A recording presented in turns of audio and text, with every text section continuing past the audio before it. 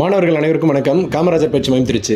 இன்று தமிழ்நாடு முதலமைச்சர் சட்டசபையில் உரை நிகழ்த்தும் போது தமிழ்நாடு காவல்துறையில் 2ஆம் நிலை காவலர்களுக்கான காலிப்பணியிடங்கள் 2833 வெளியிடப்படும் அப்படின்னு ஒரு தகவல் கொடுத்துருக்காங்க. இது கடந்த டிசம்பர் மாதம் 2024 டிசம்பர் மாதம் நம்ம தமிழ்நாடு போலீஸ் டிஜிபி மற்றும் உயர் அதிகாரிகள் முதல்வருடன் கலந்தாலோசனை செய்யும் போது 10,000க்கும் அதிகமான காலிப்பணியிடங்களுக்கான அறிவிப்பாக இந்த வருடம் எடுக்கலாம் அப்படின்ற தொடர்பாக ஆலோசனை நடந்துட்டுருக்கு அப்படின்ற மாதிரி ஒரு தகவல் கிடைச்சது. அந்த தகவல் நம்ம தெரியப்படுத்தியிருந்தோம்.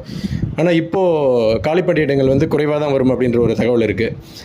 இதை மாணவர்களுக்கு ஒரு விதமான ஒரு பின்னடைவை ஏற்படுத்தலாம், அல்லது மாணவர்களுடைய நம்பிக்கையை குறைக்கும் விதமாக கூட இருக்கலாம். ஆனால் இந்த நேரத்தில் மாணவர்கள் மிக முக்கியமாக புரிஞ்சுக்கணும், கடந்த 2022-23 இந்த 2 வருடங்களும் இது போன்ற குறைந்த காலிப்பணியிடங்களை கொண்ட அறிவிப்பு தான் 2ஆம் நிலை காவலருக்கு வெளியிடப்பட்டுச்சு.